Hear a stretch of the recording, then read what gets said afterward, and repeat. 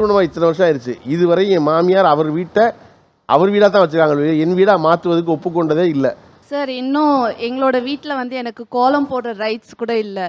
எங்கள் மாமியாருக்கு ஆக்சுவலாக உண்மையாக சொல்லணும்னா கோலம் போட வராது. அவங்கள பொறுத்தவரை கோலம்னா 4 புள்ளி வச்சுட்டு அதில் 4 சர்க்கிள் போடுறது தான் கோலம்னு சொல்லிட்டு, சரி எனக்கு 5 இயர்ஸ் ஆகுது, சரி இதுக்கு மேலே நம்ம அந்த ரைட்ஸ் எடுத்துக்கலாம் அப்படின்னு சொல்லிட்டு அவங்க போடுறதுக்கு முன்னாடி ஒரு நாள் என்ன பண்ணேன், காலையிலே எழுந்து கோலம் போட்டுட்டேன்.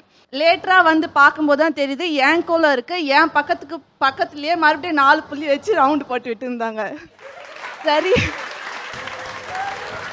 சரின்னு எனக்கு என்ன தோணுச்சு, உன் கோலத்தை நீ போட்டுக்க, என் கோலத்தை நான் போட்டுக்கிறேன் அப்படி விட்டுருந்தாங்க. அப்போ நான் என்ன நினச்சேன், சரி உங்களுக்கு கேப் விடுறதுனால தானே நீங்கள் கோலம் போடுறீங்க, உங்களுக்கு கேப்பே விடலைன்னா எப்படி போடுவீங்கன்னு சொல்லிட்டு வாசல் ஃபுல்லாக நிரம்புற மாதிரி கோலம் போட்டேன். அதுலேயும் இவ்வளோண்டு ஒரு கேப்பை கண்டுபிடிச்சி அதுலேயும் 4 புள்ளி வச்சு 4 ரவுண்டு போட்டு விட்டாங்க. ஸோ இதுவரை எனக்கு அந்த கோலம் போடுற ரைட்ஸ் கூட எனக்கு அந்த வீட்டில் அவங்க கொடுத்ததே இல்லை.